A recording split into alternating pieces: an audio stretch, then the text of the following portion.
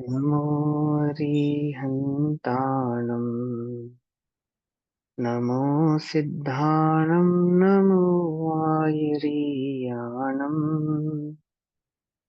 नमो वज्झायाणम् नमो लोये सव्यसाहूनम्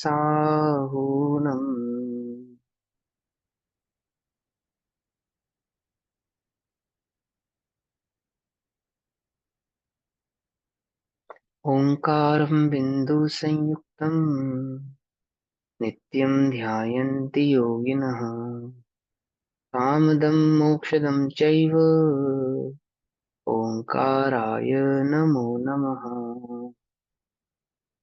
मंगलम भगवान वीरो मंगलम गौतमो गणी मंगलम कुंद कुंदार्द्यो जैन धर्मोस्तु मंगलम सर्वमंगल मांगल्यम सर्वकल्याणकारकम प्रधानां सर्वधर्माणां जैनं जयतु साशिणम्।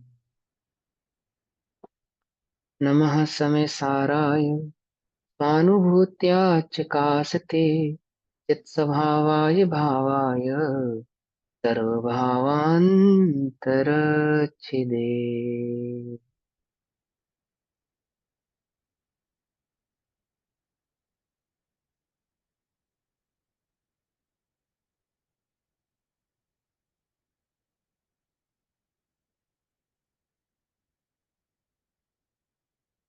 हमारी दोपहरकालीन कक्षा का विषय चल रहा है श्री समय सारजी ग्रंथ, और श्री समय सारजी का स्वाध्याय हम सभी आचार्य अमरचंद्र देव द्वारा रचित आत्मख्याति टीका के माध्यम से कर रहे हैं। आत्मख्याति टीका में पेज नंबर 298 संवर अधिकार और गाथा नंबर 190, 91 और 92, 191, 190, 191 और 192 का भाव चल रहा है। भावार्थ पढ़ेंगे हम, है ना। टीका हम इसकी पढ़ चुके हैं।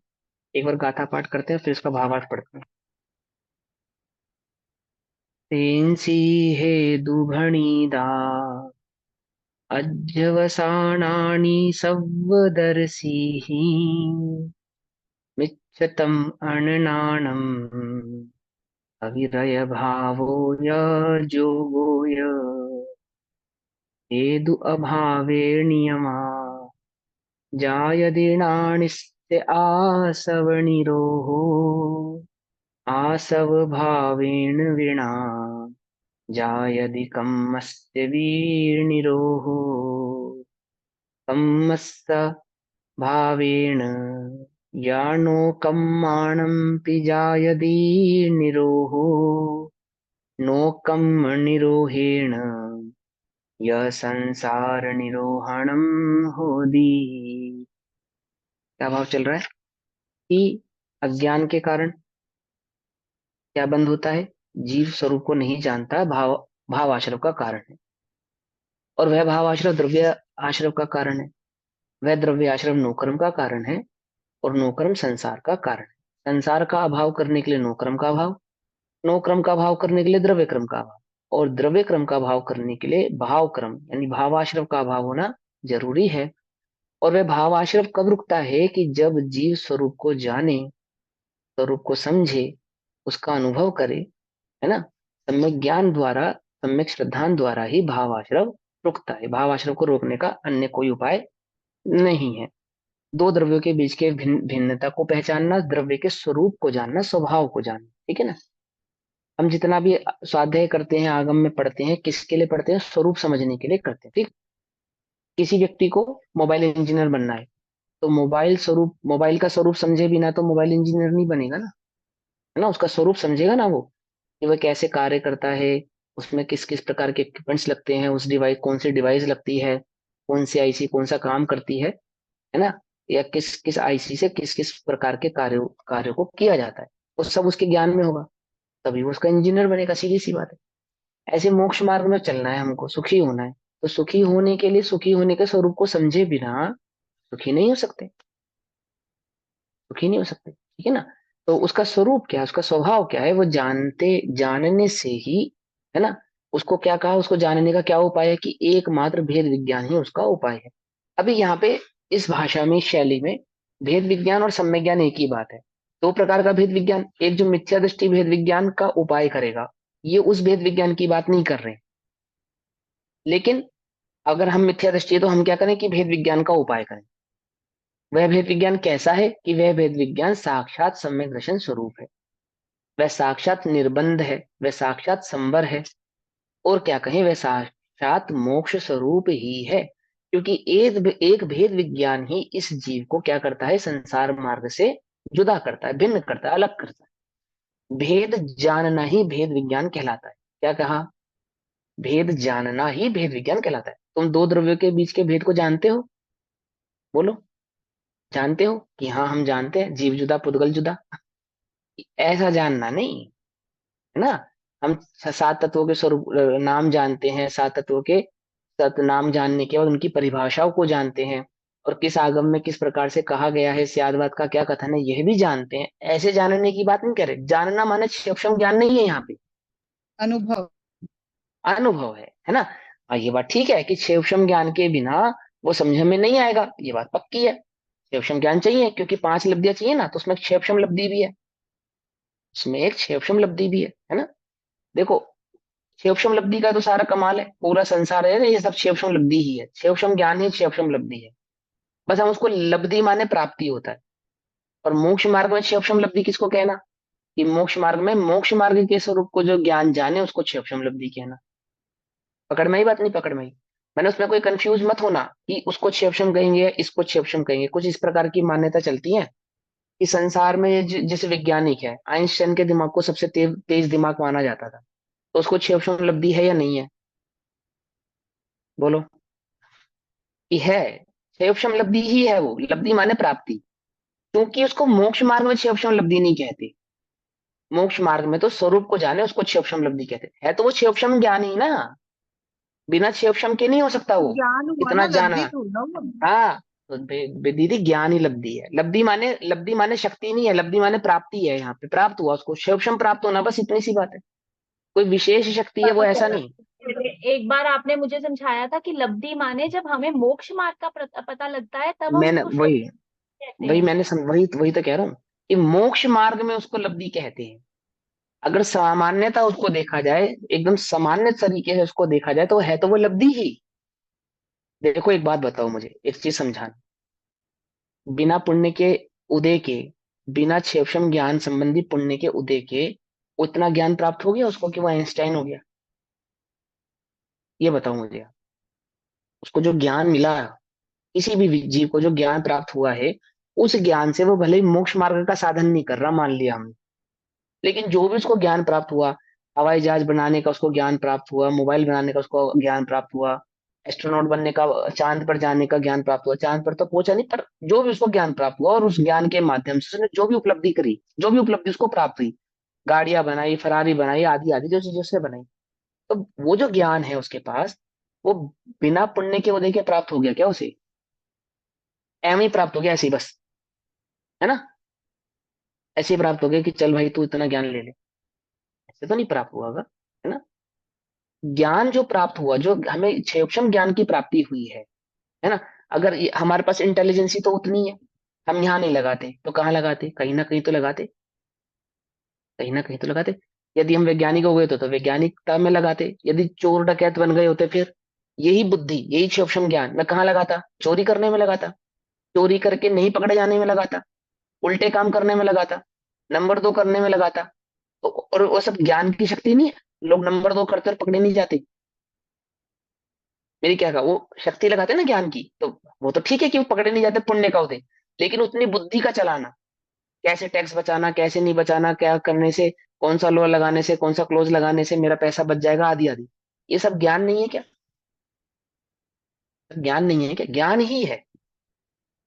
ये ज्ञान ही है कि जो छह मत खड़े हो गए, चार वाक मत खड़ा हो गया, अन्य मत खड़ा हो गया, बौद्ध मत खड़ा हो गया, शैव मत खड़ा हो गया, ये सब कहाँ से खड़े हो गए? बिना ज्ञान के खड़े हो गए, अज्ञानियों ने खड़े कर दिया। अज्ञानी तो उसको मोक्ष मार्ग की अपेक्षा से कहते हैं। एवक्षम ज्ञान की अपेक्षा से तो वो क्षेपक्षम ज्ञान का ही कमाल है ना। एवक्षम ज्ञान की अपेक्षा से अपनी बात को रखना, उसको सिद्ध करना, उस तथ्य को कहना, बड़े बड़े शास्त्रों की रचना करना, आदि आदि उपलब्धियों को प्राप्त होना। हर कोई कर लेगा, आप कर लोगे? बोलो 4 पेज लिख कर दिखाओ, लिख कर दिखाओ, सम्यक दर्शन के विषय में 4 पेज लिख कर दिखाओ। पढ़ो, लिखो। बात कुछ समझ में आ रही है, नहीं समझ में आ रही है? तो वो क्षयोक्षम ज्ञान ही मोक्ष मार्ग में, उसको इसलिए नहीं काउंट किया, जैसे मोक्ष मार्ग में मिथ्या श्रद्धा को श्रद्धा नहीं कहते, मिथ्या श्रद्धा के साथ के ज्ञान को सम्यक ज्ञान नहीं कहते, उसी प्रकार उसको लब्धि नहीं कहते। कहते नहीं है, होना और कहने में अंतर को समझना, ध्यान से समझना। हम क्यों कंफ्यूज होते हैं? हमारे कंफ्यूजन का क्या कारण है? क्योंकि हम ओवर थिंकिंग करते हैं, क्योंकि हम आंसर को हमेशा ऐसा चाहते हैं जो दूसरे से अलग सा दिखे, कुछ विशेष बात समझ में आए। अभी जैसे मैंने क्लास कक्षा ज्वाइन करी ना, ज्वाइन करते साथ मैंने प्रश्न सुना कि नरक का जो नारकी है, कौन पूछ रहा था? गरिमा दीदी पूछ रहे थे हैं? कि नरक के नारकी को जो सम्यक दर्शन होता है, तो वो जो सम्यक दृष्टि है वो वहां पे सुख में है या दुख में ही है ना? ये प्रश्न है। इतना दुख में है जितना मिथ्या दृष्टि को दुख है, उतना सा भी सुखी नहीं, इतना सा भी। सुन ध्यान से, क्या कह रहे हो? कि हाँ, नहीं है। सम्यक दर्शन और मिथ्या दर्शन का क्या भेद है? बस इतना सा भेद है। जैसे आप अपने को स्त्री अनुभव करते हो, मैं अपने को पुरुष अनुभव करता हूँ, और गर्मी दोनों को कैसी लगेगी? हाथ जलेगा तो स्त्री का हाथ जलेगा और पुरुष का हाथ जलेगा, तो दर्द किसको होगा? ताकत किस में ज्यादा है? पुरुष में ज्यादा है ना? सामान्यतः ताकत पुरुष में ज्यादा है, स्त्री में कम है। अब दोनों का हाथ जला, तो दर्द किसको ज्यादा होना चाहिए? किसको ज्यादा होना चाहिए? पुरुष को कम दर्द होना चाहिए ना, उसमें उसमें दम ज्यादा है। ऐसा थोड़ी है, उसमें दम ज्यादा है तो उसको दर्द कम होगा, ऐसा नहीं है।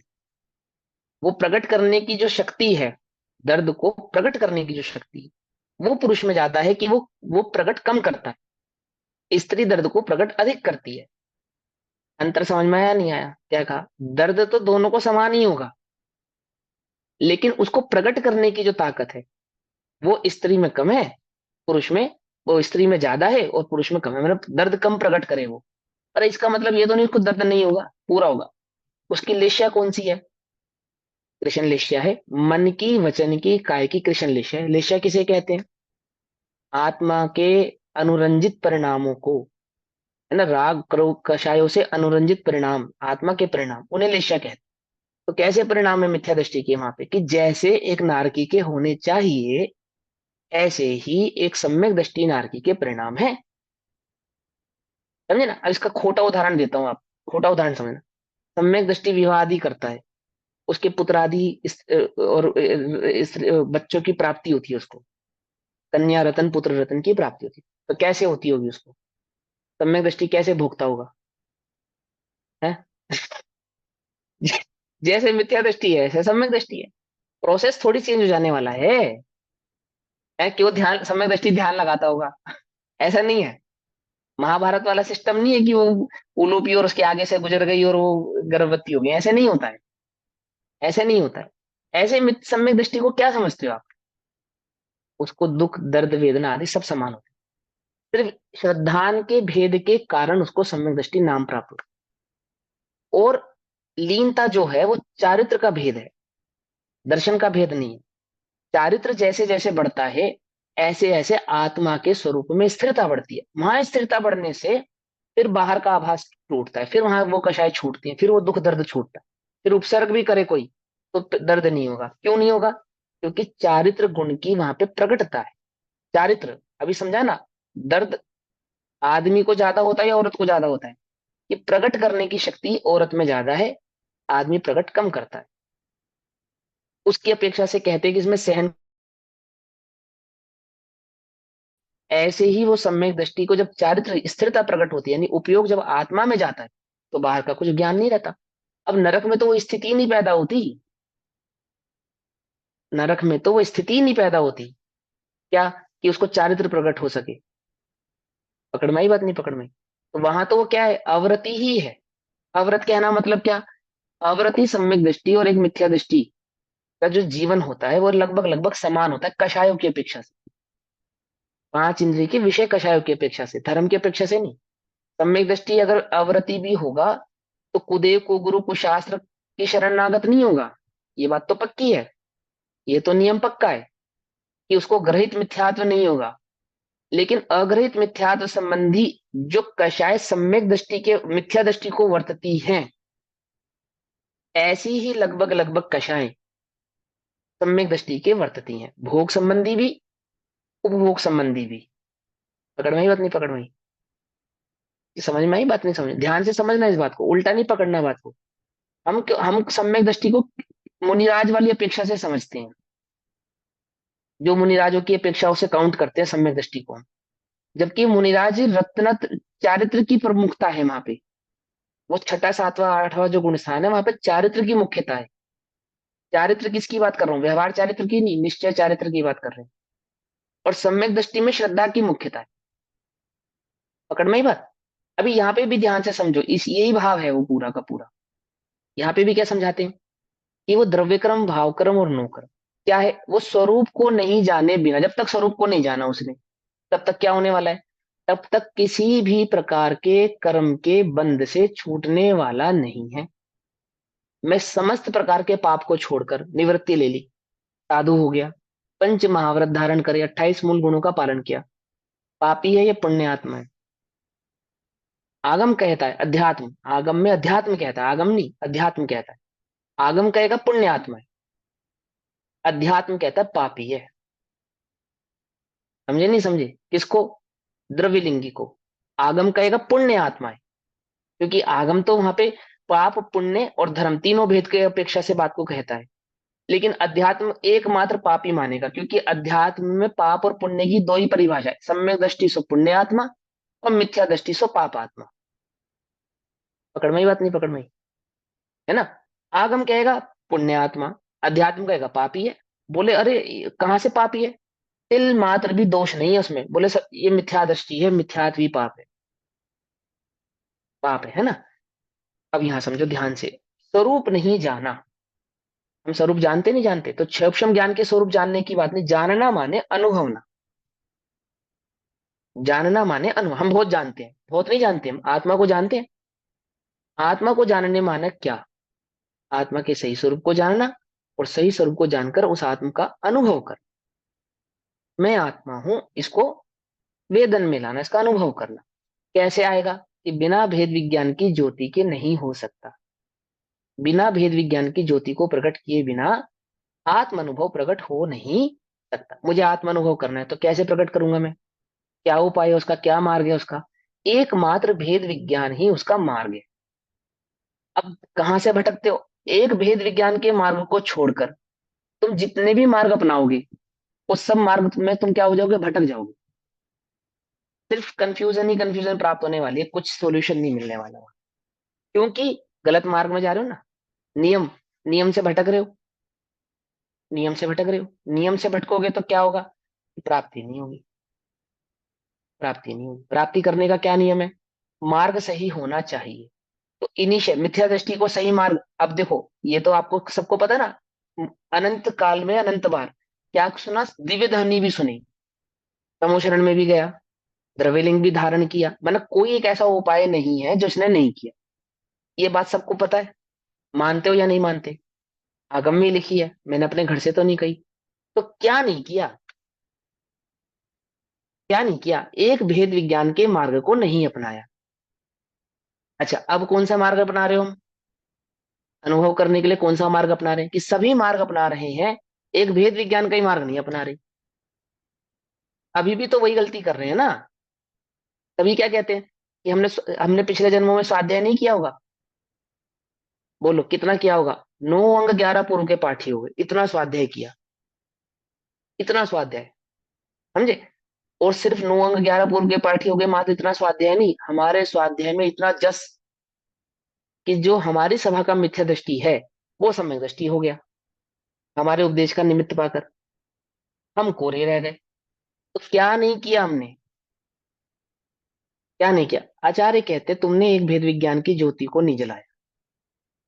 सब कुछ किया, सब कुछ। हम तुम्हारी बात को डिनाई नहीं कर रहे हैं, किया तुमने।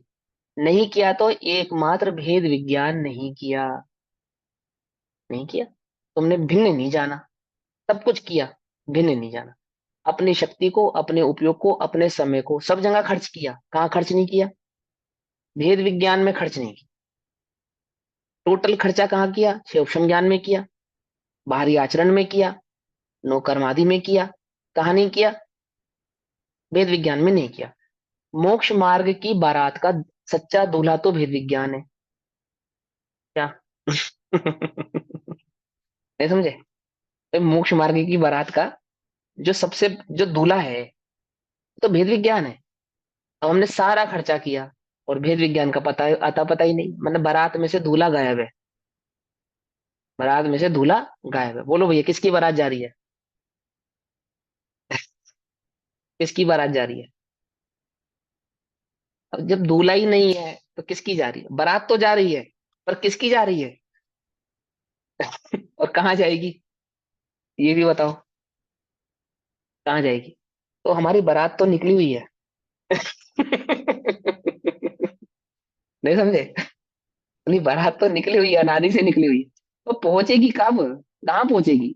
जब तक दूल्हे की खबर नहीं होगी, डेस्टिनेशन की भी नहीं खबर होगी। दुल्हन तो पक्की है, मुक्ति वधु। समझे नहीं? अभी दूल्हा हो तो पहुंचे भी। कुछ बात समझ आई? तो वो भेद विज्ञान जब तक प्रकट नहीं करे तो काम नहीं बनेगा। आप कुछ भी कर लो, जितना आपको करना उतना कर लो, सब जगह संतुष्ट हो जाओगे आप। कहाँ कहाँ जहां शक्ति नहीं लगा रहे वहां संतुष्टि भी कहाँ से आएगी? भेद विज्ञान की तरफ तो ध्यान ही नहीं है, विचार ही नहीं है, सोचते ही नहीं है। क्या? कि भेद विज्ञान ही मूल है। अब ये मैं नहीं कह रहा, अभी आचार्य ये यही सब कुछ कहने वाले हैं आपसे। उसी की महिमा करेंगे, उसी एक आत्मा की महिमा करेंगे, उस एक आत्मा के अनुभव में भेद विज्ञान मूल है, इसकी महिमा कहेंगे आपसे। अब ये भावार्थ पढ़ेंगे इसका, ठीक? पेज नंबर 298, भावार्थ। जीव के जब तक आत्मा और कर्म के एकत्व का आश्रय है, आशय है मतलब दोनों को एक मानता है, जीव को यानी अपने को, और कर्म को। कर्म माने 8 कर्मों को एक नई मात्र है, ऐसा नहीं। द्रव्य कर्म, भाव कर्म और नो कर्म, यानी जो उत्पन्न शुभाशुभ परिणाम होते हैं वे भी, राग द्वेष मोह आदि के परिणाम होते हैं वे भी, 8 कर्म है वे भी, और शरीर आदि 9 कर्म है वे भी। हम किससे भेद विज्ञान करते हैं? बोलो। देखो हमारा भेद विज्ञान कैसा है। अभी तुम्हारे पाप का उदय आ जाए, शरीर में पाप का उदय आ जाए, तो ये भेद विज्ञान तो करते हो कि मैं देह नहीं हूं। अरे मैं देह नहीं हूं, ये तो नो कर्म से भेद विज्ञान हुआ। ये तो नो कर्म से भेद विज्ञान हुआ। और जो ये मेरे द्वारा बांधे गए शुभाशुभ कर्मों का उदय है, और कर्मों से तो मैं भिन्न हूं, ये द्रव्य कर्म का भेद विज्ञान हो गया। चलो भाई आपकी ये भी बात मान ली। भाव कर्म का भेद विज्ञान क्या होना चाहिए? बोलो। कर्मों से भेद विज्ञान कर रहे हो ना, तो द्रव्य नो कर्म से भेद विज्ञान हो गया कि देह में नहीं है। द्रव्य कर्म से भेद विज्ञान हो गया कि जो कर्म का उदय सब पुद्गल का है, मेरा नहीं है। अब भाव कर्म का भेद विज्ञान समझाओ मुझे, कहाँ है? कि ये जितने भी परिणाम उत्पन्न हो रहे हैं इनका ज्ञाता ही तो हूं। इससे भेद विज्ञान नहीं करता, परिणामों में उलझा रहता है। कुछ बात समझ में आ रही नहीं? रहना था क्या था? रहना था क्या था? लेकिन परिणामों को बदल के समझता है कि मैं भेद विज्ञान करूं, ये परिणाम बदल जावे, ये जो मुझे अशुभ परिणाम हो रहे हैं ये ना हो, और शुभ परिणाम वर्ते तो मेरा भेद विज्ञान सफल है। अरे शुभ और अशुभ परिणामों से भिन्न हूं मैं। कुछ बात समझ में आ रही नहीं आ रही है? नहीं समझ में आ रही? ये वो तो जो भाव कर्म है, हाँ। जो भाव कर्म है, वो जो परिणाम है, वो वास्तव में भाव कर्म है ना। देखो, जीव के जब तक आत्मा और कर्म के एकत्व का आशय है, कर्म माने, कर्म का अर्थ करो। अब कर्म का अर्थ 3 अर्थ है कर्म के: द्रव्य कर्म, भाव कर्म और नो कर्म। तो जब मैंने अपने को देह से भिन्न कहा, संसार से भिन्न कहा, देह से भिन्न कहा, तो ये तो नो कर्म की बात हो गई कि मैंने अपने को नो कर्मों से भिन्न देखा। फिर मान के चलो कोई पाप और पुण्य का उदय है, तो हमने उस उदय से भी अपने को भिन्न देखा कि ये उदय आदि जो है ये मेरे नहीं है, ये तो पुद्गल के शरीर में हो रहे हैं। तो चलो तुमने द्रव्य कर्म से भी भिन्न देखा, लेकिन भाव कर्मों से भिन्न देखने का तात्पर्य क्या होगा? भाव कर्म किसे कहते हैं? क्या होते हैं भाव कर्म? जो जानते हो? मोह और राग द्वेष आदि जो हो रहे हैं वो भावकरण है। जितने भी तुम्हें औदैहिक भाव उत्पन्न हो रहे हैं, उनको मेरे हैं मानना ही तो भाव कर्म है। ये जो राग का भाव उत्पन्न हुआ, ये जो द्वेष का भाव उत्पन्न हुआ, जो अच्छा लगना उत्पन्न हुआ, जो बुरा लगना, ऐसी नौबत ही क्यों आई कि मुझे देह से भेद विज्ञान करना पड़ रहा है? ऐसी नौबत ही क्यों आई? कहीं ना कहीं मेरे चित्त में भाव कर्म प्रवर्त रहा है, तभी तो मुझे देह से भेद विज्ञान करना पड़ रहा है। क्या समझे? या नहीं समझे? नहीं समझे? ये भाव कर्म के बिना देह से भेद विज्ञान की, ये देह से भेद विज्ञान थोड़ी करते मुनिराज। जिसको अपना माना ही नहीं, ये बताओ मेरे बसंत, पड़ोसी के यहाँ चोरी हो गई तो भेद विज्ञान नहीं करना पड़ता। नहीं करना पड़ता। पड़ोसी है वो तो पड़ोसी है भैया, वो तो पड़ोसी है, वो तो पड़ोसी है। बोलो। पड़ोसी और बेटे के घर चोरी हो गई, तब तुम्हें भेद विज्ञान की आवश्यकता पड़ेगी? क्या कहा? कुछ बात समझ में नहीं। अपने घर चोरी हो जाए तब तुम्हें भेद विज्ञान की जरूरत पड़ेगी, या पड़ोसी के घर चोरी हो जाए तब भेद विज्ञान की जरूरत पड़ेगी? बोलो। भेद अपने विज्ञान घर हो करना है जाए। तो अपने घर हो जाए ना। ओहो। भाव कर्म वर्त रहा है तुम्हें, तभी तुम्हें अपने घर की चोरी से भेद विज्ञान करना पड़ रहा है। भिन्न जानने का तात्पर्य यह है, पड़ोसी के घर जैसे चोरी होने पर भेद विज्ञान नहीं करना पड़ता। करना पड़ता है? नहीं करना संतुष्टि चित्त में अपने घर में नहीं हुई, इस बात का आनंद मनाता है। ऐसे ही देह आदि में होने वाले उदय आदि से भेद विज्ञान किसको करना पड़ता है? जिसने अपने घर के आनंद निजानंद का अनुभव नहीं किया, निजानंद का रसपान नहीं किया, निजानंद को नहीं वो भोगा, देह को अपने से भिन्न नहीं जाना, उसे उसे शक्ति लगानी पड़ती है। देह में नहीं हूं, देह, अरे जहां देह अपनी नहीं, तहां ना अपना कोई, बात खत्म। अब बोलो मुनिराज देह से भेद विज्ञान करते हैं? देह से भेद विज्ञान करेंगे तो गड़बड़ हो जाएगी। मतलब अपनी आत्मा का तो कुछ भी गया नहीं, घटा नहीं, बढ़ा नहीं। आनंद, क्या? हाँ आनंद हाँ लेते जी, हैं। हाँ जी। हाँ, आनंद का नाम वहां भेद विज्ञान। हम्म। समझे? वो आत्मानंद का नाम वहां पे भेद विज्ञान कहा। आत्मा का जो आनंद ले रहे हैं, उसका जो वेदन कर रहे हैं, उसे कहते हैं कि ये देह से भेद विज्ञान करते हैं। करते देह से भेद विज्ञान में उपयोग लगाएंगे तो पर में उपयोग गया।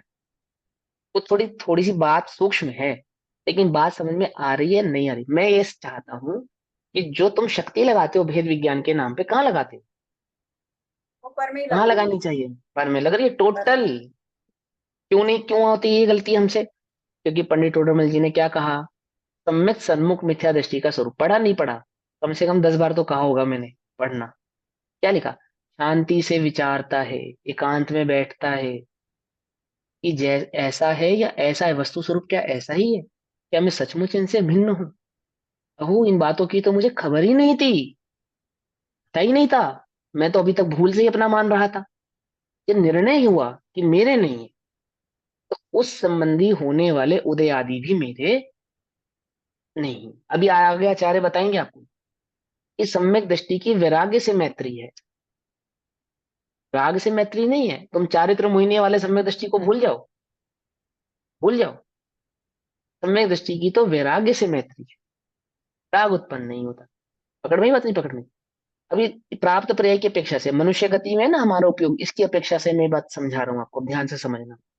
अभी थोड़ी देर पहले तो मैंने कहा कि नरक का नार की तो मिथ्या दृष्टि ऐसा चीखता चिल्लाता रोता है, लेकिन अभी तुम्हें श्रद्धान की खबर नहीं है। जिस चीज के बारे में हम जानते नहीं, उसकी अपेक्षा से सोचते भी नहीं। क्या कहा? जिस हमने दुनिया में एक ऐसा रंग भी है जो किसी ने नहीं देखा। क्या? दुनिया में एक ऐसा रंग भी है जो किसी ने नहीं देखा। अब बोलो कौन सा रंग है वो?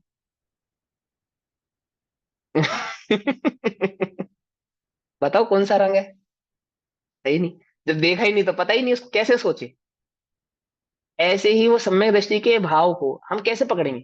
जो तुम्हारे अनुभव में ही नहीं आया, जो तुम्हारे ज्ञान का ही नहीं बना, तुम कैसे समझ सकते हो कि उसका वो उस सम्यक दर्शन के भाव को क्या कहते हैं? हम कोशिश तो करेंगे, परंतु वास्तव में तो वो सप्तभंगों में अवक्तव्य है। वास्तव में तो वो कैसा है? अवक्तव्य है। अब अवक्तव्य को वक्तव्य कहकर कहना, जैसे कि हवा का रंग, हवा में रंग होता है या नहीं होता? बोलो भैया। हवा में रंग होता है या नहीं होता? वैज्ञानिक से पूछना। हवा बेरंग नहीं होती, हवा में भी रंग होता है। बेरंग नहीं होती वो, लेकिन तुम्हारी दृष्टि नहीं देख सकती, हमारे इसलिए तुम ज्ञान उसे का बेरंग। विषय नहीं बनती। हाँ छदमस्त बस के इसलिए ज्ञान तुम, का विषय। हाँ, छद्मस के ज्ञान का विषय बने भाई। एटम होता है, प्रोटॉन होता है, सब सब रंग होते हैं इनमें, कोई बेरंग थोड़ी होते हैं, ये रंग होते हैं इनके अंदर। एटम में भी रंग होता है, प्रोटॉन में भी रंग होता है, समझे, मॉलिक्यूल में भी रंग होता है। लेकिन आप ऐसे सरल साधारण आंखों से नहीं देख सकते, तो आपको नहीं मालूम, को नहीं मालूम, बस इतनी सी बात है। क्रिस्टल कलर होता है ना, क्रिस्टल कलर होता है, क्रिस्टल भी एक कलर होता है, क्या समझे। आर पार वाला जो कांच होता है, उसमें कोई रंग होता है या नहीं होता है, बोलो, रंग होता है वो, है, पुद्गल की पर्याय तो होता ही है। रंग होता हमारे ही है, होता ही है, स्पर्श। बस फिर होता ही है। लेकिन अब हम सोचते ही नहीं, तो जो हमने देखा नहीं उसकी हम कल्पना भी नहीं करते। कैसे करेगा, जब शांति से बैठेगा, विचारेगा, चिंतन करेगा, तो सब समझ में आएगा। कुछ भी नहीं समझ में आए ऐसा नहीं है, सब समझ में आएगा, है ना। अपना भेद विज्ञान भी अच्छा करेगा, सम्यक दर्शन भी नियम से प्रकट करेगा। नियम से, आप चिंता नहीं करो, आपको लगे कि हम कोरे, कोई कोरा नहीं जाने वाला, कोई पुरुषार्थी कोरा नहीं जाता। सब अपना अपना कार्य कर कर जाते हैं, और नियम से कर कर जाएंगे, पक्की बात है ये तो। आचार्य तो 6 महीने की कह ही रहे हैं तुमसे दावे के साथ कि अरे क्या सी बात कर दी तुमने, तुम्हें सम्यक दर्शन नहीं होगा तो किसे होगा। तुम्हें नहीं होगा तो 192 93 नंबर की गाथा पे आने वालों को भी नहीं होगा तो किसे होगा। जिन्होंने खोला नहीं उन्हें होगा। अरे होगा, बिल्कुल होगा, बस स्वरूप सही समझोगे तो होगा। ये है शर्त। क्या कहते हैं कि जीव के जब तक आत्मा और कर्म के, समझे ना, एकत्व का आशय है, तो किस किस से भिन्न जाना, देह से भिन्न तो जाना, द्रव्य कर्म से भी भिन्न जाना, है ना, नो कर्म और द्रव्य, भाव कर्मों से स्वयं को कभी भिन्न नहीं जाना इसने। ये है इसकी गलती। मैं शरीर नहीं हूं ये मान के द्रव्य लिंग तो धारण किया, ये भाव कर्म भी मेरे नहीं है, इसको भिन्न करके आत्मा को एक शुद्ध आत्मा का अनुभव करता, वो कार्य इसका छूट गया, चूक गया वहां से। भेद विज्ञान नहीं है तब तक, क्या नहीं है, भेद विज्ञान नहीं है तब तक। भेद विज्ञान, भेद विज्ञान वो सबसे जरूरी काम है, ये सबसे इंपॉर्टेंट। और सबसे इंपॉर्टेंट काम हम नहीं करते, छोड़ देते, आलस, प्रमादी हो जाते हैं, प्रमादी, समझे। सबसे जरूरी काम, सबसे मेहनत का काम है, सबसे ज्यादा उपयोग को स्थिर इसमें करना है, और यही काम पे हमें कंटाला आता है, एक भेद विज्ञान के नाम पे। 100 सवाल 100 प्रश्न हमारे चित्त में खड़े हो जाते हैं, 100 तरह की बातें खड़ी कर लेते हैं हम। जब तुम्हारा कोई आसपास का माहौल खराब हो, कषायों का बने, कैसा भी बने, तो तुम सब कुछ करते हो, भेद विज्ञान नहीं करते। अब अभी हमारी तो ऐसी अवस्था है, अभी हम कौन सा सम्यक दृष्टि है, और हम बोलेंगे नहीं तो कैसे होगा, बोले बिना तो कोई काम चलेगा नहीं। और इतना भी नहीं बोलेंगे तो वो बिगड़ जाएगा, वो तो हमारे सर पे नाचने लगेंगे, आधी आधी आधी आधी। तो जितने भी तुमने एक्सक्यूज दिए, किसके खिलाफ दिए, नो कर्म। भेद विज्ञान के खिलाफ। नो कर्म मात्र थोड़ी, ये टोटल एक्सक्यूज है आपकी, जो कि अगर हम ऐसा विचारेंगे तो ऐसा हो जाएगा, अगर हम शांत रहेंगे तो हमारे सर पे चढ़ जाएगा, यदि हम रिप्लाई नहीं करेंगे तो ऐसा हो जाएगा, और हम नहीं करेंगे तो कौन करेगा, और भैया हम अभी कौन सा साधु हो गए हैं, आदि आदि। ये जितने भी तुम एक्सक्यूज दे रहे हो, तो अपनी मन की शांति को भंग करने की तो दे रहे हो। टोटल के टोटल जितने एक्सक्यूज हैं आपके पास, कि अगर मैंने ऐसा नहीं किया तो ऐसा हो जाएगा, और ऐसा नहीं कहा तो ऐसा हो जाएगा, अब क्या मैं बिल्कुल ध्यान ही ना दूं, अब क्या मैं बिल्कुल सोचूं ही ना, अब क्या मैं बिल्कुल ही छोड़ दूं, अब गृहस्थी में हूं तो इतना तो सोचना ही पड़ेगा, इतना तो करना ही पड़ेगा, इतना तो कहना ही पड़ेगा, और इतना भी नहीं सोचेंगे तो कैसे बन जाएगा। ये जितने भी एक्सक्यूज हैं, ये किसके खिलाफ है, खिलाफ किसके है, ये सारे के सारे भेद विज्ञान के खिलाफ हैं। टोटल एक्सक्यूज भेद विज्ञान के खिलाफ है। कुछ बात समझ में आ रही है, नहीं आ रही है यार, नहीं आ रही तो बोलो ना। इसके आ खिलाफ, रही है, आ जिसकी रही है। सारा दिन चर्चा आ करते रही हो, जिसको 3 3 घंटे 4 4 घंटे पढ़ते हो, जिसे तुम प्रकट करना चाहते हो, मौका पढ़ने पे उसी के खिलाफ खड़े हो जाते हो, उसी के खिलाफ। तो बोलो भाई तुम सगे हो उसके, जिसके तुम सगे नहीं हो वो कहां से आ जाएगा तुम्हारे पास। जब मौका पड़ता है, जब भेद विज्ञान की साइड लेने की बारी आती है, तो तुम किसकी साइड लेते हो, कषायों की साइड लेते हो या भेद विज्ञान की साइड लेते हो। शायद। हाँ वैसे में थे हमारे साथ हूँ। वेद विज्ञान से क्या कहते हो कि मैं तुम्हारे साथ हूँ, तो चिंता मत कर, मैं तुम्हारे साथ हूँ। और जब भेद विज्ञान की साइड लेने की बारी आती है तो कषायों की तो साइड ले चूक लेते हैं। जाते हैं, मौके पर चूक जाते हैं। हाँ, तो मौके पे तुम कषायों की साइड लेते हो, भेद विज्ञान की साइड ही नहीं लेते। तब सब कुछ इसकी ब्लैंक हो तरफ जाता हाँ, कोई बिलोंग कर देते हो। और सारा दिन उसको कहते हो मैं तेरी तरफ हूँ, मैं तेरी तरफ हूँ, मैं तेरी तरफ हूँ। वो भी पूछता है ये कैसा मेरी तरफ है भाई तू। ये कैसा मेरी तरफ है कि जब मेरी जरूरत थी तो मेरी तरफ होता, तो तू कषायों की तरफ चला गया। मुझे कुछ नहीं समझ में आई बात, क्यों होता है ऐसा? अभी निर्णय पक्का नहीं किया ना, इसलिए होता है ऐसा। अभी समझो ध्यान से। भेद विज्ञान नहीं है तब तक मिथ्यात्व अज्ञान अविरति और योग स्वरूप अध्यवसान वर्तते हैं। जब तक भेद विज्ञान नहीं है तब तक मिथ्यात्वादी स्वभाव पर वर्तते हैं। सब खड़े रहेंगे, मिथ्यात्व भी खड़ा रहेगा, अज्ञान भी खड़ा रहेगा, है ना, योग भी खड़े रहेंगे, अविरत भाव भी खड़ा रहेगा, सब रहेंगे। क्योंकि तुम उन्हीं की साइड ले रहे हो, जिसकी साइड लोगे वो मजबूत रहेगा। आत्मा मजबूत तत्व है, हल्का फल्का नहीं है, बहुत मजबूत है ये। और ये जिसके पाले में चला जाएगा, ये कौन है? बर्बरी के, ये आजकल वो चल रहे हैं फेमस एक नाम, खाटू श्याम, हारे का सहारा। ये आत्मा ही अपने आप में खाटू श्याम है, हारे का सहारा। ये जिसके पक्ष में खड़ा हो जाएगा उसको मजबूत कर देगा। संसार के पक्ष में खड़ा होगा तो संसार मजबूत, कषायों के पक्ष में खड़ा होगा तो कषाय मजबूत, और भेद विज्ञान के पक्ष में खड़ा हो जाए तो भेद विज्ञान मजबूत। जिसके पक्ष में जाके खड़ा हो जाएगा वो प्रबल हो जाएगा। अब तुम देखो तुम्हें किसे प्रबल करना है, क्या समझे? नहीं समझे? हाँ, ऐसा अज्ञान अविरति योग स्वरूप अध्यवसान वर्तते हैं। जब तक भेद विज्ञान नहीं होता तब तक ये होते हैं। अध्यवसान से, उस अध्यवसान से कहो या मिथ्यात्व से कहो एक ही बात है। इन पांचों को अध्यवसान भी कहते हैं, इन्हीं पांचों को मिथ्यात्व भी कहते हैं। ठीक, कहीं कहीं पे इन पांचों को भैया अलग तो अलग ये भी कहते हैं। अध्यवसान और अनध्यवसान में इसमें क्या डिफरेंस होगा? अध्यवसान नहीं होना अनध्यवसान है। नहीं, जो अध्यवस संशय विपर्य और अनध्यवसान तीन होते हैं ना, वो अन संशय वो विपर्य। जो वो जो वो जो अनध्यवसान है वो तो मिथ्यात्व के तीन भाव है। हाँ, और ये जो वो मिथ्यात्व अध्यवसान है। है दोनों सेम ये ही इन हुआ ना? इन पांचों के एकत्व को कहते हैं, एकत्व भाव को, पर से एकत्व को अध्यवसान कहते हैं। ठीक है ना? अध्यात्म एक शब्द सुना था अभी तुमने, अध्यात्म से भेद विज्ञान कराने की बात कही थी। मेरे ख्याल से दूसरे अधिकार में, है ना, अध्यवसान अध्यात्म। वहां अध्यात्म का अर्थ, अध्यवसान और अध्यात्म एकार्थवाची होते हैं। इसका अर्थ होता है पर में एकत्व भाव को धारण करना, जिसको एक पर और निज में, मैं और पर में एक पने के भाव को अध्यवसान कहते हैं। जैसे कहते हैं धसना, अध्यास, एक होता है अभ्यास, एक होता है अध्यास। अभ्यास का मतलब क्या होता है? पहले नहीं था, अभ्यास कर करके फिर हो गया। पहले हमें घोड़ा चलाना नहीं आता था, हमने अभ्यास करके घोड़ा चलाना सीख लिया। लेकिन पहले मैं शरीर को अपना नहीं मानता था और बाद में अभ्यास करके मैंने शरीर को अपना माना है, ऐसा नहीं। इसको तो मैंने हमेशा से ही अपना मान रखा था, इसके लिए तो मुझे अभ्यास की भी जरूरत नहीं है। भोग भोगने के लिए अभ्यास की आवश्यकता नहीं, कषाय करने के लिए अभ्यास की आवश्यकता नहीं, शांत रहने के लिए तुम्हें अभ्यास करना पड़ सकता है, क्रोध करने के लिए कोई अभ्यास की आवश्यकता नहीं है। अभ्यास की आवश्यकता नहीं है ना। लड़ना हो अभी तो अभ्यास करोगे पहले, नहीं ना। इसे कहते हैं अध्यास। इसी अध्यास का नाम है अध्यवसान। ठीक, पकड़ में बात। एक पना क्लियर हो मैंने, गया। जरूरत ही नहीं है, एकदम ये एक में एक हुए पड़े हैं उसके साथ हम।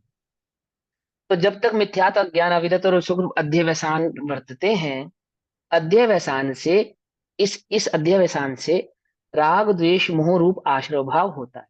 राग द्वेष मोह रूप आश्रव भाव होता है, दैट मीन्स भाव आश्रव होता है, भाव कर्म होता है। आश्रव भाव का मतलब भाव कर्म। और आश्रव भाव से कर्म बंधता है। कौन सा कर्म बंधता है? द्रव्य कर्म। ठीक, और कर्म से शरीर आदि नौ कर्म उत्पन्न होते हैं। और नौ कर्मों का नाम ही संसार है, इस नौ कर्म से ही संसार खड़ा होता है।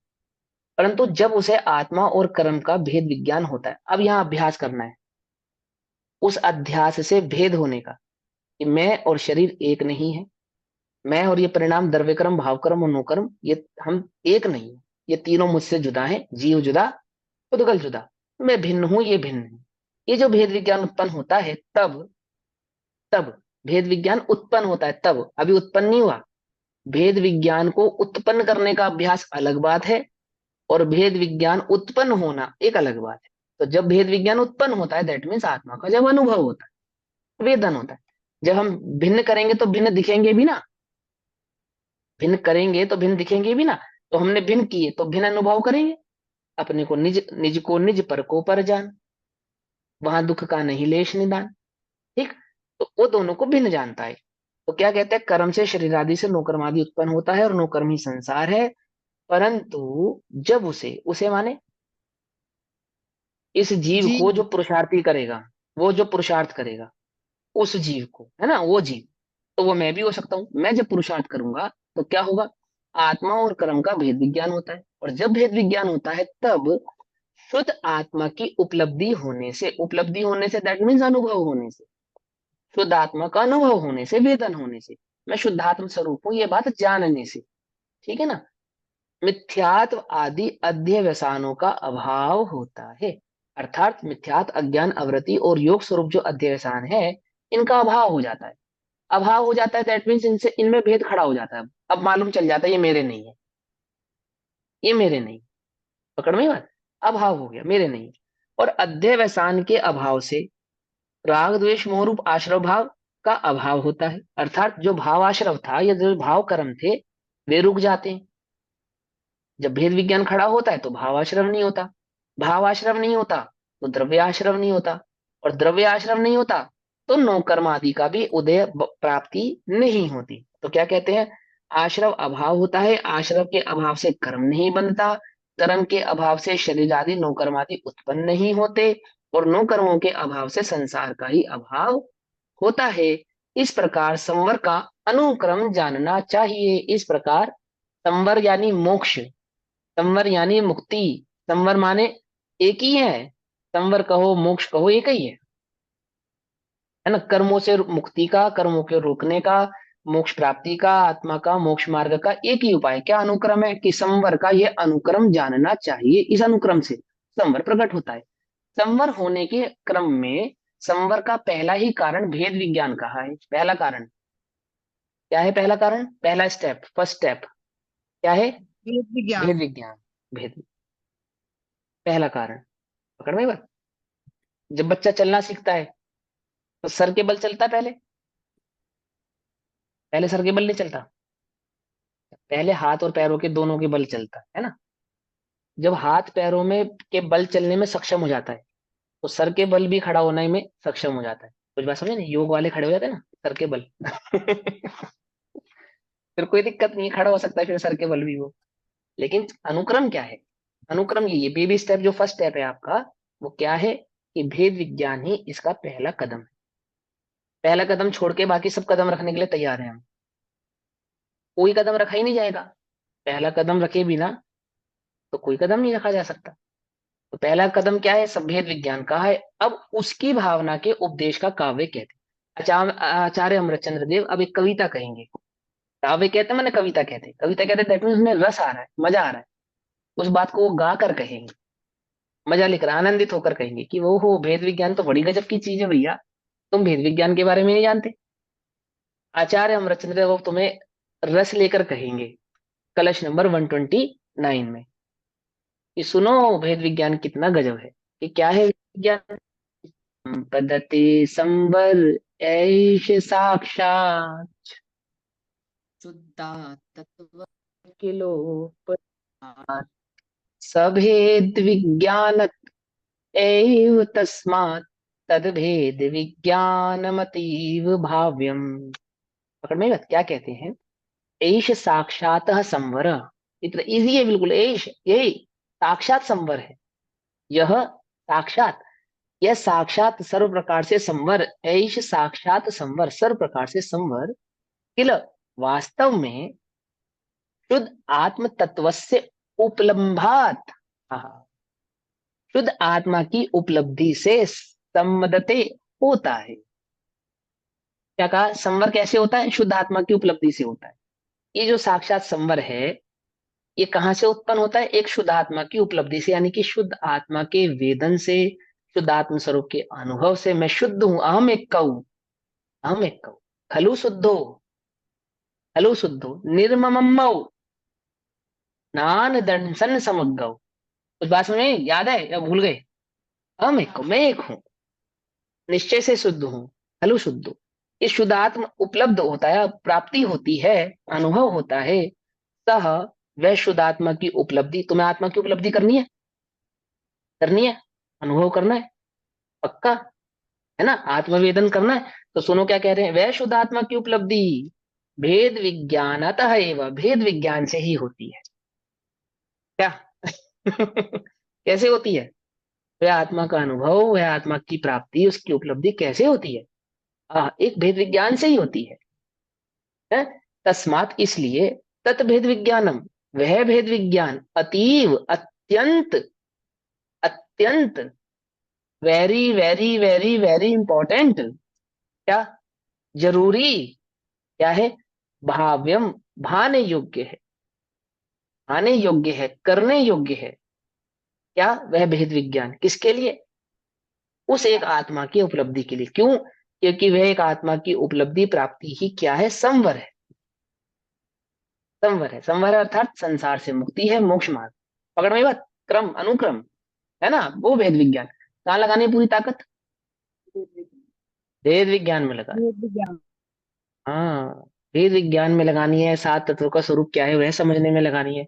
उन तत्वों में मैं कौन सा तत्व हूँ, मेरा स्वभाव क्या है, मैं कौन हूँ, आया कहाँ से, और मेरा रूप क्या, है ना, संबंध दुखमय कौन है, स्वीकृत करूं परिहार क्या, इसका विचार विवेक पूर्वक शांत होकर, आह, शांत होकर, शांति से, शांति से, भागा दौड़ी से नहीं, शांति से मतलब, शांति से मतलब समाइक से, शांति से मतलब ध्यान में, शांति का मतलब एकांत में, समझे शांति का मतलब? शांति समझते हो? जब जब सारे विकल्पों को छोड़कर शांत होकर, वो गैस पे दूध रखा है, वो बच्चे रो रहे हैं, अभी कमाना है, धमाना है, शांति से भैया, शांति से, शांति से, इसका विचार विवेक पूर्वक शांत होकर के, मैं शरीर हूं, ये अशांति है, ये अशांति है, मैं अमीर हूं, मैं गरीब हूं, मैं बुढ़ा हूं, अभी मेरा क्षम ज्ञान तो बहुत कम है, अशांति है ये, अशांति। शांत होकर, शांत होकर, समझे समझे? तुम्हारा कोई सामान खो जाए, कीमती सामान, और तुम रोते भी लगते पुलिस वाले के पास पहुंचे, पुलिस स्टेशन, तो क्या कहता है कि भैया रोते भी लगते रहो, जब तक तुम शांत होकर नहीं कहोगे तब तक मैं कुछ नहीं सुनूंगा। समझे? अब तो दुख तो है तुम्हारे साथ, ठीक है, तुम्हारी कोई प्रिय वस्तु खो भी गई, ये भी हमने माना, परंतु बात तो हमें तभी समझ में आएगी जब तुम शांति से हमसे कहोगे। है जगत में किसी को तुम अशांति से कोई बात को से समझ में आ जाए? है? नहीं ना। तुम्हें तुम्हारी बात, तुम्हारा आत्मा कैसे समझ में आएगा? शांत होकर, थोड़ा शांति तो रखो, है ना। ये उठा उठा पटक के साथ वेद विज्ञान ऐसे नहीं, थोड़ा शांति से, शांत होकर कीजिए। क्या शांत होकर विचार करना है? कि मैं कौन हूँ, मैं कहाँ से आया हूँ, मेरा स्वरूप क्या है, मेरा स्वभाव क्या है, कहाँ जाऊंगा, इन परिणामों का फल क्या होगा। समझ में आई बात? नहीं समझ में आई?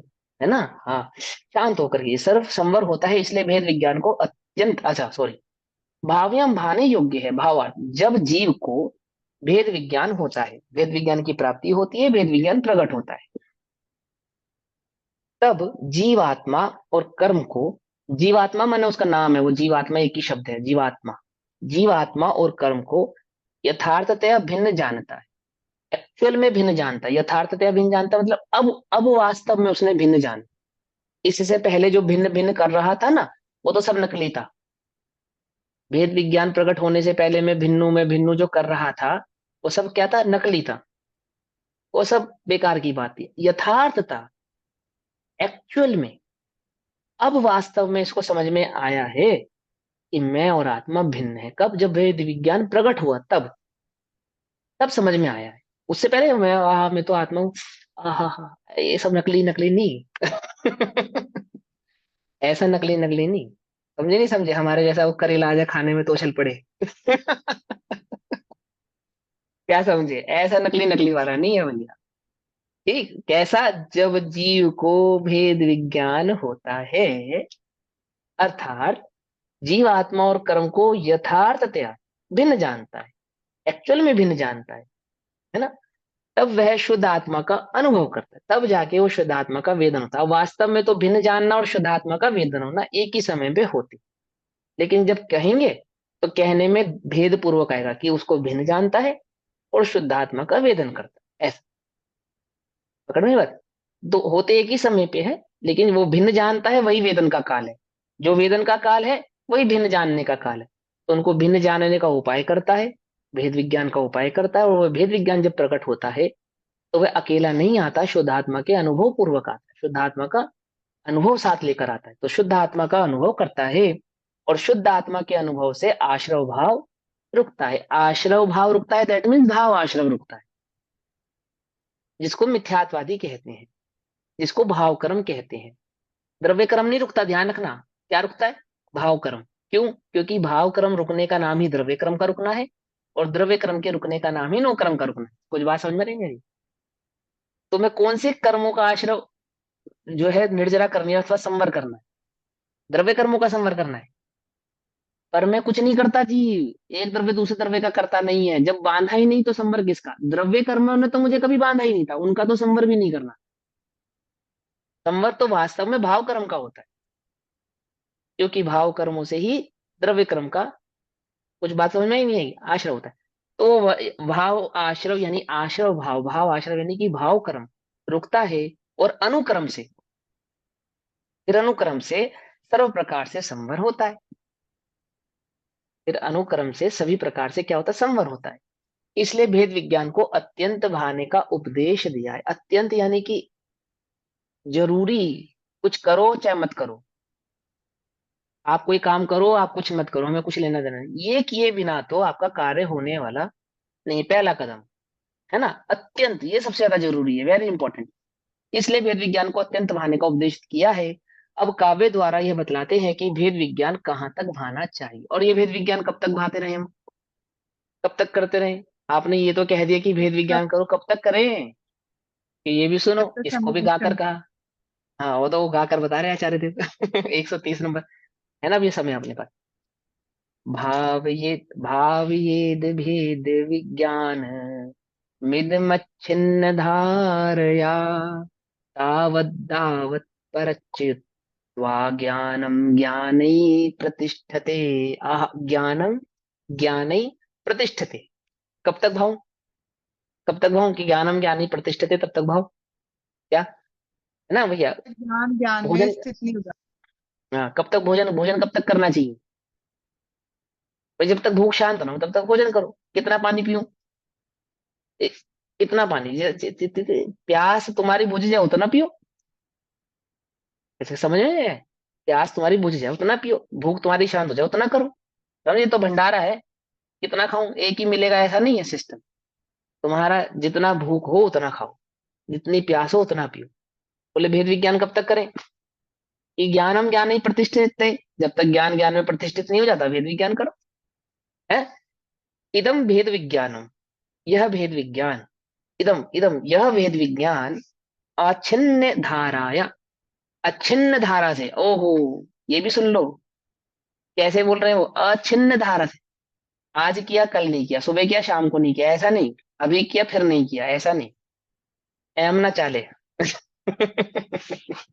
क्या कहा है गुरुदेव? कहते हैं एम ना चाले भैया, एम ना चाले, पोपो भाई को राज नथी, एम ना चाले। तो कैसे अछिन्न, अविच्छिन्न धारा है, जैसे जिनवाणी को कहा, ऐसे अछिन्न धारा बिना रुकी, गंगा की गंगोत्री से निकली धारा जैसी रुकती नहीं है वो कभी। अछिन्न, अछिन्न धारा से जिसमें विच्छेद ना पड़े, ऐसे अखंड प्रवाह रूप, कोई विच्छेद ना पड़े, मिथ्यात्व का विच्छेद ना पड़े, कर्म आदि का, भोग आदि का विच्छेद ना पड़े, इधर उधर उपयोग जावे ऐसा विच्छेद ना पड़े। अब थोड़ी देर भेद, अब भेद विज्ञान करते 2-4 घंटे बीत गए, अब थोड़ी सी कषाय कर लेते हैं, ऐसा नहीं ऐसा नहीं। अब वो हो गए भैया 3 दिन से देह से बिन जान रहे हैं अपने आप को, अब थोड़ी देर देह जान लेते हैं। अरे क्या कर रहे हो भैया ये क्या कर रहे हो?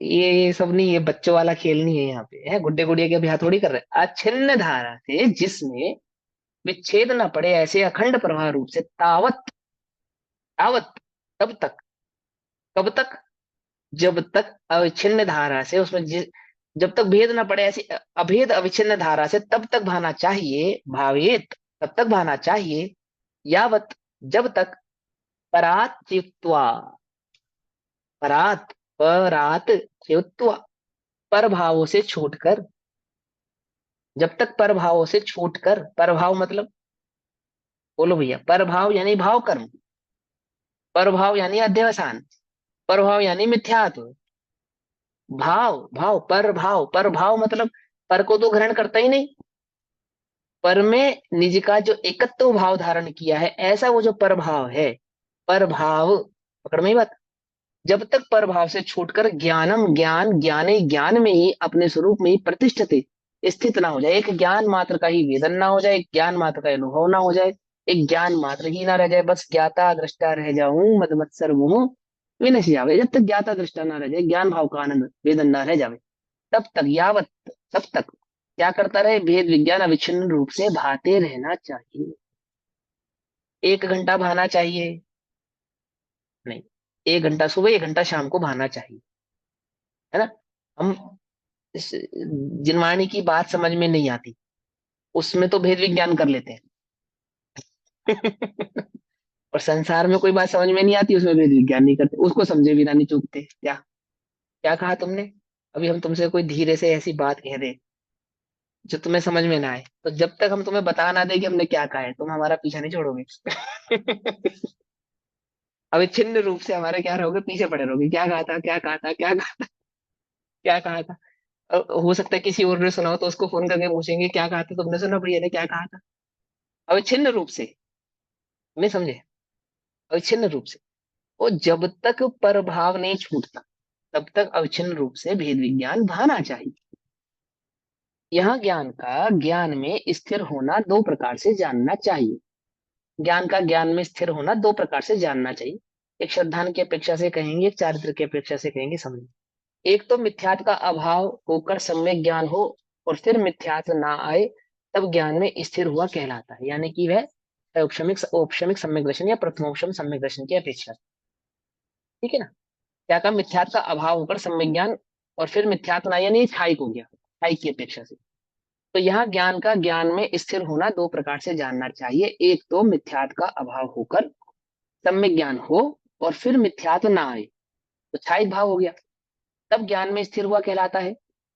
दूसरा, जब ज्ञान शुद्धोपयोग स्वरूप से स्थिर हो जाए, यानी चारित्र, चारित्र है ना, एक श्रद्धान की अपेक्षा से, एक चारित्र की अपेक्षा से। तो एक तो सम्यक दर्शन प्रकट हुआ उसकी अपेक्षा से कह रहे हैं, और एक चारित्र में स्थिर यानी कि स्वरूप में स्थिर हो गया, छठा सातवां आठवां नौवां 10वां 11वां 12वां 13वां गुणस्थान, उसकी अपेक्षा से। ये योगी जी को बोलो चिमटा बजाना बंद करे और ध्यान से सुने।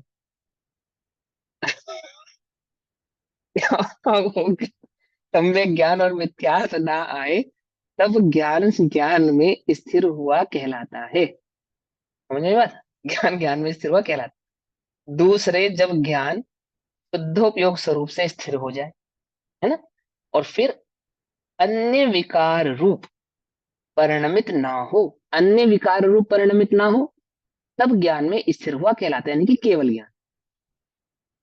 जब तक ज्ञान दोनों प्रकार से ज्ञान में स्थिर ना हो तब तक यह भेद विज्ञान को भाते रहना चाहिए। एक, जब तक सम्यक दर्शन प्रकट ना हो तब तक भाते रहो, सम्यक दर्शन हो गया हो तो जब तक केवल ज्ञान प्रकट ना हो तब तक भाते रहो, पकड़ में ही बात। भैया ये दो इसमें बात। उपशम उपशम सम्यक दर्शन को कहाँ डालेंगे? इसमें इन्होंने शायद की बात तो उपशम, करी है और वो तो गर्भित बात होती है, जब एक ज्ञान की अपेक्षा से है, एक श्रद्धान की अपेक्षा, एक श्रद्धान की अपेक्षा से, एक चारित्र की अपेक्षा से है। उपशम छह उपशम छायिक तीनों को एक में डाल दो, एक ही बात मान लो उनको, तो कोई ऐसी बात नहीं है, ठीक है ना।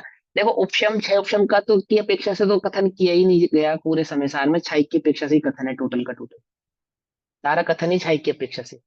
ये तो हमें समझाने की, उपशम छह उपशम छायिक आदि की अपेक्षा है तो सिर्फ समझाने के लिए, क्योंकि हमने कर्णानुग भी पढ़ा है ना, तो वो समझाने की अपेक्षा से। मेन अपेक्षा तो यहाँ पे ज्ञान दर्शन और चारित्र की लगती है, उपशम छह उपशम और छायिक की लगती ही नहीं है, ठीक है ना। क्योंकि यहाँ पे ऐसा माना गया कि किसी को सम्यक दर्शन हुआ तो छायिक ही मानो आप तो उसको, क्योंकि उपशम छह उपशम भी वास्तव में तो अर्थ उदर प्रवर्तन के भीतर भीतर मोक्ष देने वाले ही होते हैं ना। अनादि से तो प्रकट नहीं किया उसने, एक बार प्रकट करने के बाद अर्थ शुक्ला परावर्तन में तो नियम है मोक्ष होना ही होना है उसको। तो यहाँ पे वो भेद नहीं डालते, यहाँ पे तो सीधी बात कहते हैं, एक तो ज्ञान की अपेक्षा यानी श्रद्धा की अपेक्षा से, और दूसरा कथन होता है सीधा चारित्र की अपेक्षा से। तो जब तक सम्यक दर्शन प्रकट नहीं होता तब तक भेद विज्ञान करो। अब सम्यक दर्शन प्रकट हो गए जी, अब क्या करें? अब केवल ज्ञान प्रकट नहीं होता तब तक करो। दो अपेक्षा से कब तक बहाना चाहिए? आचार्य कहते कि जब तक मिथ्या दृष्टि को कहते हैं तुझे जब तक सम्यक दर्शन प्रकट ना हो तब तक भा, और स्वयं कब तक भा रहे हैं वे, कि जब तक केवल ज्ञान प्रकट नहीं हो रहा उन्हें तब तक भाएंगे। कि आपको तो सम्यक दर्शन हो गया, आप तो केवल, अब तो आप भेद विज्ञान नहीं करते होंगे ना। क्या कहा वो मुनिराज से कहे, आपको तो प्रकट हो गया, अब आप तो नहीं करते होंगे ना, कि हम भी भाते हैं। क्योंकि जब तक केवल ज्ञान प्रकट नहीं होगा तब तक भाएंगे। पकड़ में बात। अब वो एक बुद्धिपूर्वक है वो सब बातें उसके चक्कर में नहीं पड़ो, एक साधारण बात को समझो जो आचार्य कहना चाहते हैं कि वह भेद विज्ञान कब तक भाना चाहिए, कि जब तक केवल ज्ञान प्रकट ना हो तब तक भाना चाहिए। इस प्रकार से भेद विज्ञान की महिमा कहते हैं। अब कलश नंबर 131 और 132 में भी भेद विज्ञान की ही महिमा कहेंगे। तो अभी समय हुआ, तो बाकी चर्चा हम कल करेंगे। तब तक के लिए सभी को जय जिनेन्द्र। ओम नमः सिद्धेभ्यः। निज निधि निज ने बताई, यह अनंत उपकार है, उसके लिए जिनवानी माँ को वंदना शतबार।